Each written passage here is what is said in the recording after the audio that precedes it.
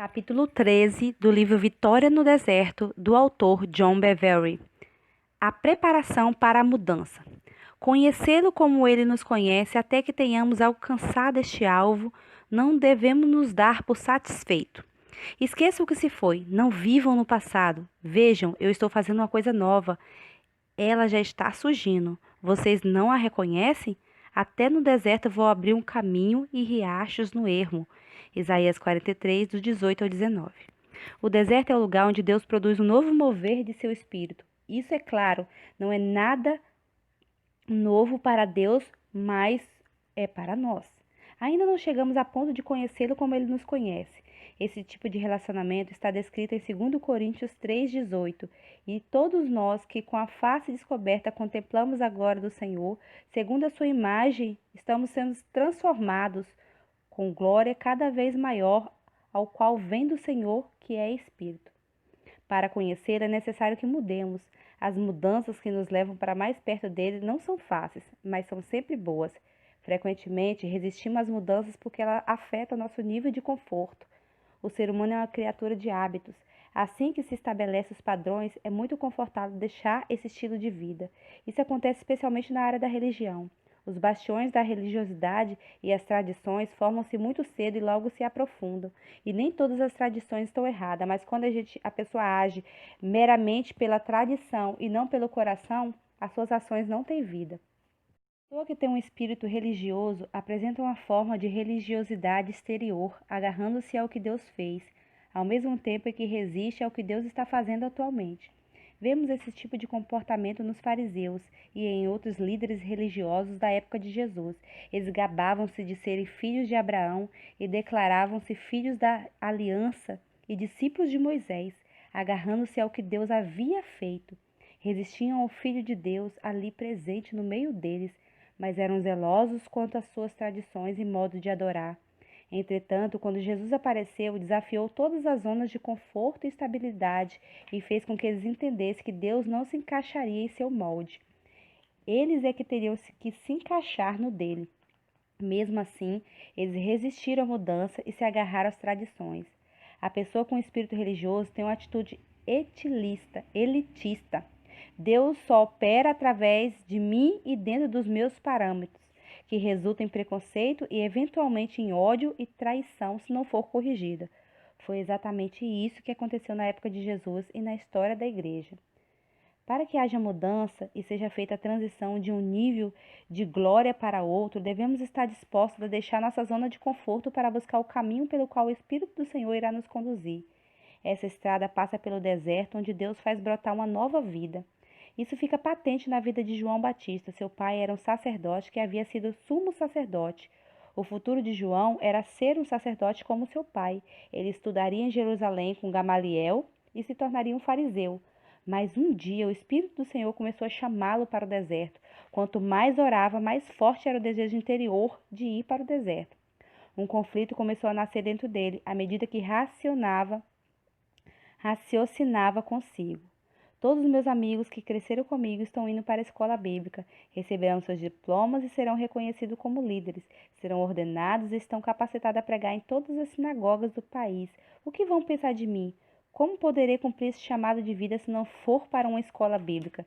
Sei que tenho um chamado. Meu pai disse que um anjo anunciou meu nascimento e disse que eu seria um ministro. Mas se for para o deserto, ninguém saberá quem eu sou. Nunca serei convidado para pregar. Entretanto, o chamado irresistível para o deserto que ele sentia em seu interior apagou as perguntas que bombardeavam sua mente e ele decidiu seguir o Espírito em direção ao deserto. Lemos em Lucas 1:80. E o menino crescia e se fortalecia em espírito e viveu no deserto até aparecer publicamente a Israel. Em Lucas 3, do 2 ao 3, ele diz: Veio a palavra do Senhor a João, filho de Zacarias, no deserto. Ele percorreu toda a região mais próxima ao Jordão, pregando um batismo de arrependimento para o perdão dos pecados. E foi no deserto que Deus preparou João, e não em alguma escola bíblica famosa daquela época. Toda a população da Judéia e de Jerusalém procurava ouvir a palavra do Senhor. Um novo mover do Espírito estava começando, mas vindo do deserto e não dos lugares religiosos. Todos que estavam cansados da hipocrisia religiosa e das tradições iam procurar João com o coração pronto para mudar, em preparação para o aparecimento do Filho do Homem. Logo depois disso, Jesus apresentou-se para ser batizado por João no Rio Jordão. Segunda parte do capítulo 13. Logo depois disso, Jesus apresentou-se para ser batizado por João no Rio Jordão. Apesar dos protestos de João, Jesus insistiu com ele para que o fizesse. Era necessário que o ministério de Jesus brotasse do que o Espírito de Deus estava fazendo naquele momento na terra. Naquele momento, Jesus foi cheio do Espírito Santo e imediatamente levado para o deserto. A Bíblia é muito clara ao registrar que quando Jesus foi levado para o deserto, ele estava cheio do Espírito e que depois dos 40 dias de provações e tentações, ele saiu do deserto no poder do Espírito. Agora ele estava capacitado para o ministério para o qual havia sido enviado. Passados os primeiros meses do ministério de João Batista, outra coisa nova surgiu do deserto, o ministério de Jesus Cristo. Nos primeiros dias do ministério de Jesus, alguns discípulos de João Batista vieram perguntar a Jesus: os discípulos de João jejuam e oram frequentemente, bem como os discípulos dos fariseus, mas os teus vivem comendo e bebendo. Está em Lucas 5:33. Aqueles que estavam chateados porque tinham de jejuar o tempo todo, enquanto os discípulos de Jesus não jejuavam nunca. Eles se sacrificavam, mas eram os discípulos de Jesus que atraíam toda a atenção. Vemos que um dos modos pelo qual o Espírito de Deus estava se movendo na época de João era através de muito jejum. Entretanto, aqueles homens não haviam feito a transição ou a mudança do ministério de João para o que o Espírito de Deus estava fazendo agora. Eles achavam que a metodologia do seu ministério e o modo de adoração era o que estava dando fruto. Eles haviam pagado um alto preço para seguir João Batista. Sacrificaram-se muito. Seu líder estava na prisão. E agora aparece este homem com discípulos que não seguem as suas regras. Aqueles homens sentiam-se ofendidos e corriam o perigo de desenvolver um espírito de religiosidade. Repare que o espírito de religiosidade sempre se apegará ao que Deus fez, resistindo ao que ele está fazendo. Por que isto? Uma possibilidade é que em algum momento eles tenham ficado mais interessados em com quem estavam associados e em como seus associados se comportavam do que Deus estava dizendo e fazendo no presente. Seu foco não estava mais em buscar o coração de Deus. A metodologia que num certo momento pode ter levado ao coração de Deus agora era o seu foco. O orgulho e o melindre começaram a dominar. Eles haviam investido tempo e possivelmente dinheiro no ministério, e agora tudo o que havia feito, defendido ou conseguido estava ameaçado. Então eles resolveram manter a metodologia e resistir à mudança. Apesar de João, o líder deles, haver declarado: é necessário que ele cresça e que eu diminua. João 3:30. Observe como Jesus respondeu: podem vocês fazer os convidados do noivo jejuar enquanto o noivo ainda está com eles? Está em Lucas 5:34. Ele expõe sua religiosidade ao dizer: por que eles teriam que jejuar quando o Filho do Homem está bem ali no meio deles? Tudo o que precisavam fazer se manifestar algo de Deus e até vir a mim. A minha paráfrase. O modo religioso de pensar deles fez com que achassem que teria que ganhar o favor de Deus através do jejum e etc. Eles estavam usando o jejum como modo de acesso a Deus, acreditando que isso os levaria acima dos que não jejuavam, ou usam sua metodologia, seja qual fosse. Assim, os orgulhosos começou a se estabelecer. Dessa forma, a metodologia tornou-se mais importante do que o seu fruto. Embora o jejum produza alguns benefícios, deixar de comer não pode ser usado para manipular Deus, mas serve para trazer você para uma posição onde possa ouvir mais facilmente o que Deus está dizendo ou ver o que ele está fazendo. Dentro desse raciocínio, por que os discípulos teriam que jejuar para ouvir a voz de Deus se ele estava bem ali no meio deles? Leia outra vez Lucas 5:34 e 35. Jesus respondeu: podem vocês fazer os convidados do noivo jejuar enquanto o noivo está com eles?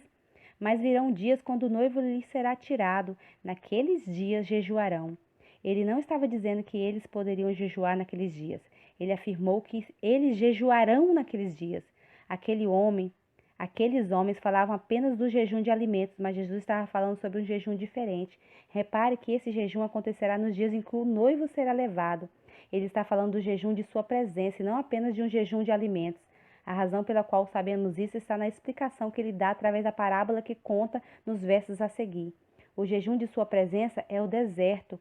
À luz disso, lembrou-se de uma das definições do deserto e a ausência da presença tangível de Deus. Agora vamos à parábola que ele conta para explicar o que está dizendo.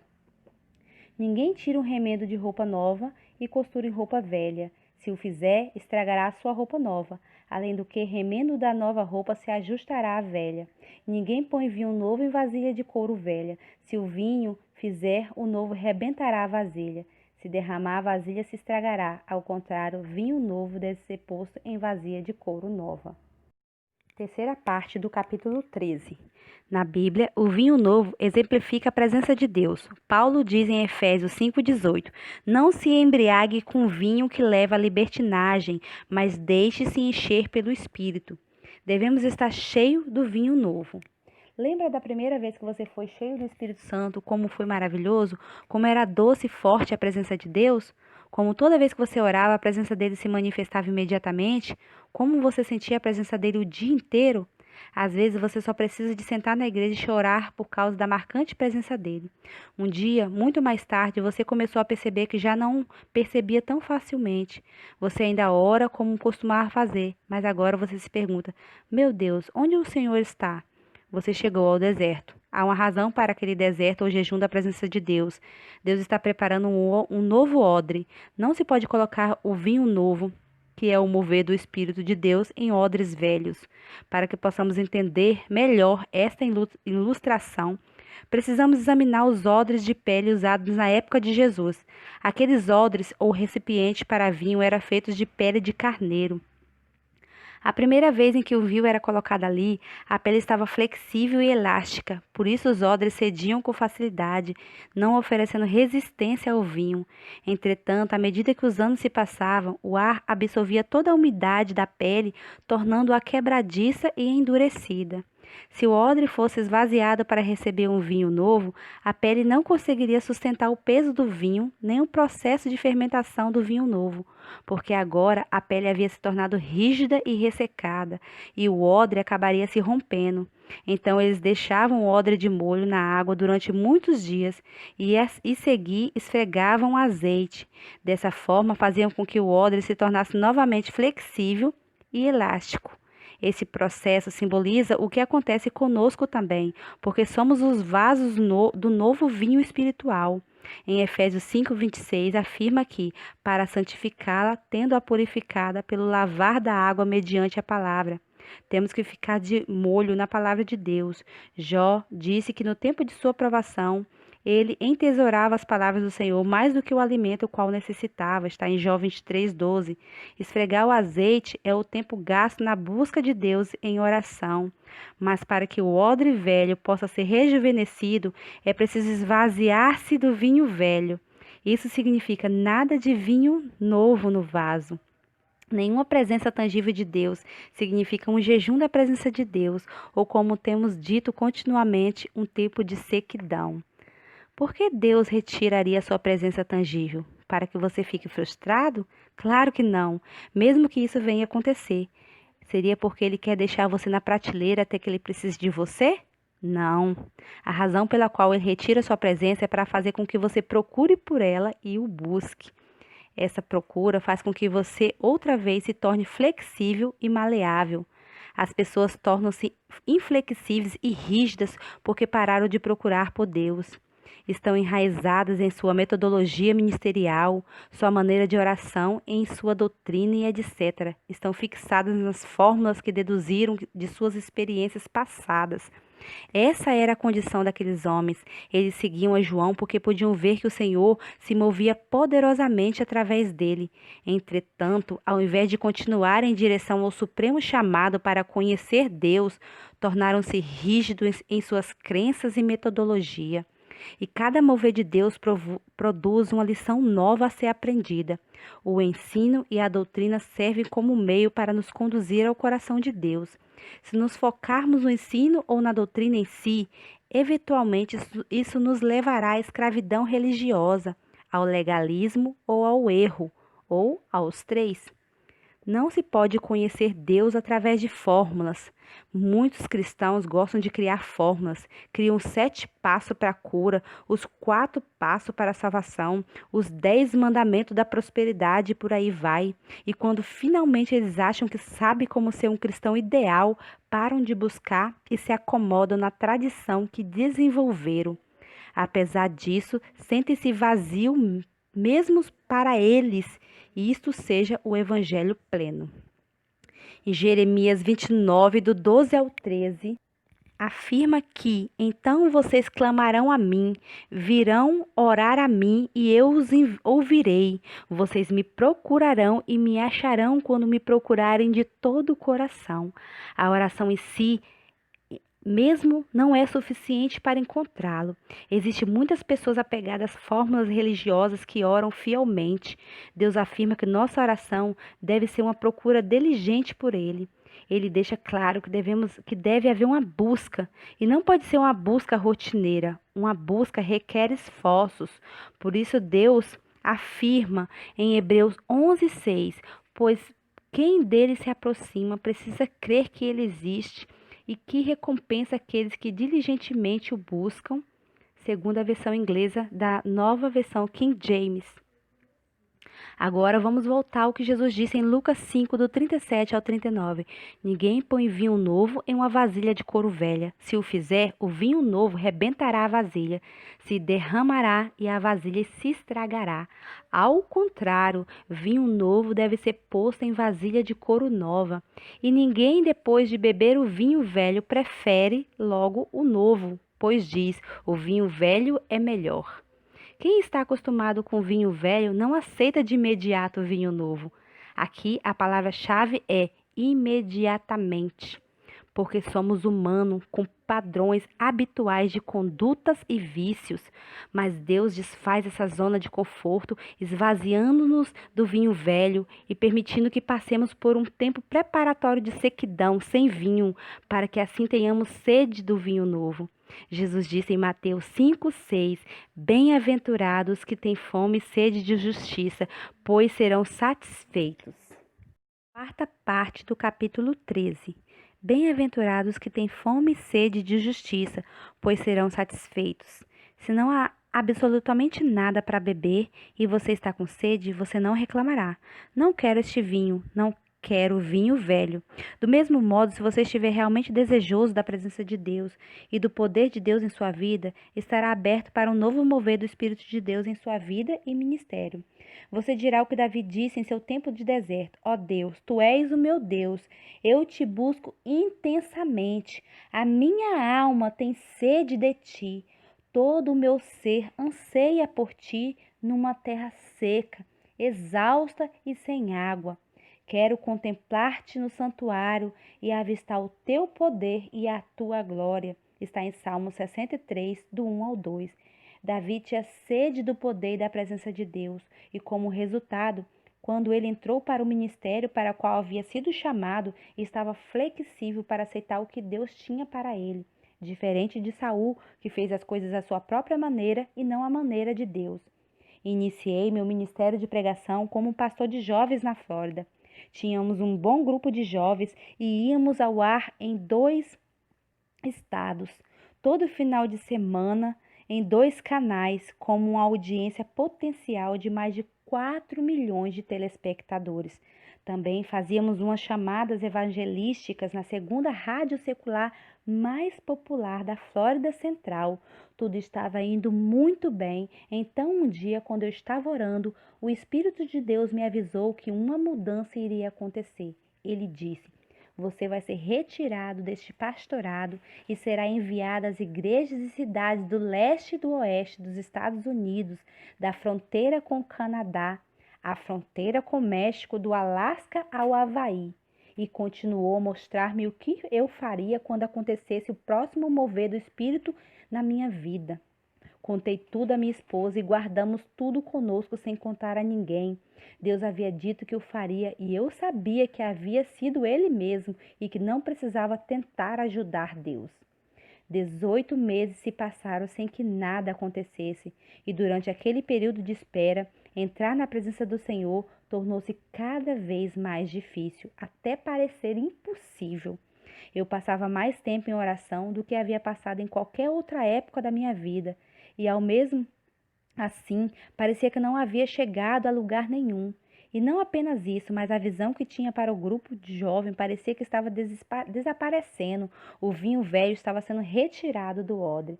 Quanto mais orava, mais a visão encolhia. Nada havia mudado no exterior, mas no interior o desejo estava minguando. Comecei a confessar todo o pecado do qual podia me lembrar que eu pudesse ter cometido, mas nada me aliviava da sequidão que estava experimentando. Um dia, depois de tentar descobrir exatamente que pecado havia cometido, o Senhor falou comigo assim: Você não está nesse deserto por causa de algum pecado. Eu estou lhe preparando para a mudança que virá. Eu passava horas em oração antes do culto e em algumas ocasiões eu até implorei ao Senhor que pagar, pudesse outro para pregar. E quando chegava ao culto, a presença de Deus vinha sobre mim como um lençol, enquanto ministrava aos jovens, mas assim que terminava a reunião, ele se retirava por uma semana. Neste período, passamos por provações internas e externas que nunca haveríamos passado até então. E quando já tinha passado um ano nesse deserto, o Senhor colocou em meu coração fazer um jejum de alimentos. Depois de vários dias nesse jejum, fiz uma oração que foi ouvida por meus ouvidos depois de minha boca pronunciou. Saiu como um clamor direto do meu coração, passando por cima da minha mente. Eu disse: Senhor, não importa se estiver no meio do deserto, onde não tem ninguém, ou pregando para milhões, eu vou fazer a mesma coisa nos dois lugares. Eu vou buscar o teu coração. Naquele momento soou uma campainha e percebi o que ele estava fazendo. Deus, é isso que o Senhor está fazendo comigo? O Senhor me trouxe para um lugar onde eu vejo como minha herança e o meu primeiro amor, não como um ministério ou coisa qualquer? Assim, quando a mudança aconteceu, não vou fazer disso um ídolo. Não vou deixar meu primeiro amor de lado para amar ao ministério. Meu coração estará no lugar certo. Então me lembrei do que Deus havia dito sobre Davi. Depois de rejeitar Saul, levantou Davi como rei, sobre quem testemunhou. Encontrei Davi, filho de Jessé, homem segundo o meu coração. Ele fará tudo o que for da minha vontade. Está em Atos 13, 22. Quinta parte do capítulo 13. Está em Atos 13, 22. Encontrei Davi, filho de Jessé, homem segundo o meu coração. Ele fará tudo o que for da minha vontade. Saul amava seu ministério a ponto de matar para mantê-lo, mas Davi não estava atrás de um trono, ele buscava o coração de Deus. E quando estava no deserto, Davi teve chance de matar Saul 2 vezes para ficar com o trono, e foi encorajado pelos homens que estavam com ele a fazê-lo. Se a motivação de Davi tivesse sido a mesma de Saul, ele teria matado para ficar com o trono que havia sido prometido por Deus através do profeta Samuel. Hoje em dia, existem homens e mulheres que difamariam, espalhariam fofocas ou mentiriam para conseguir o que Deus lhe prometeu. Estas são da ordem de Saul. Matam para manter seu ministério ou para conseguir um. Deus está procurando os Davis, que têm um coração voltado para ele e não para uma posição. O preparo do velho odre de vinho é desenvolver o caráter de Deus, porque o caráter de Deus pode aguentar a pressão do novo vinho do Espírito, sua unção e presença. O caráter se desenvolve quando buscamos aquele que queremos imitar. Mas depois de receber a palavra do Senhor sobre a mudança que estava por vir, meu pastor disse numa reunião que o Senhor havia lhe mostrado que um dos pastores de sua equipe, éramos 10, em breve começaria a viajar em tempo integral e não mais estaria servindo na sua igreja. Então ele disse: John Bevere, esse é você. Meses mais tarde, no espaço de 3 semanas, recebi 7 convites para pregar, um na Califórnia, outro no Texas, na fronteira com o México, o outro na costa leste e ainda outro em uma hora da fronteira com o Canadá. Além de mais 3 convites, fui ao gabinete do meu pastor para perguntar o que deveria fazer em relação aos convites e ele disse: John, eu avisei que o Senhor tinha me mostrado isso. Parece que o seu tempo chegou. Não muito depois, ele estava impondo as mãos sobre a minha esposa e eu, e desde então estamos na estrada, um tempo integral. Os 18 meses no deserto nos prepararam para a mudança que Deus faria em nossas vidas e no nosso ministério. Durante aquele período, ele desenvolveu dentro de mim o caráter que eu precisava para lidar com o chamado relativo, aquela fase do ministério. Leia novamente Isaías 43, do 18 e 19, que diz assim: Esqueçam o que se foi, não vivam no passado. Vejam, eu estou fazendo uma coisa nova. Ela já está surgindo. Vocês não a reconhecem? Até no deserto eu vou abrir um caminho e riacho no ermo. Ele fez nascer esse ministério para os Estados Unidos, num deserto onde parecia não haver condições e onde as coisas pareciam estar indo de mal a pior. Deus fará com que aquele vinho velho segue, de forma que quando chegar o novo e começar as provações do novo, você não deseje voltar para o velho. Ele usa o deserto para nos preparar para a mudança. Amém.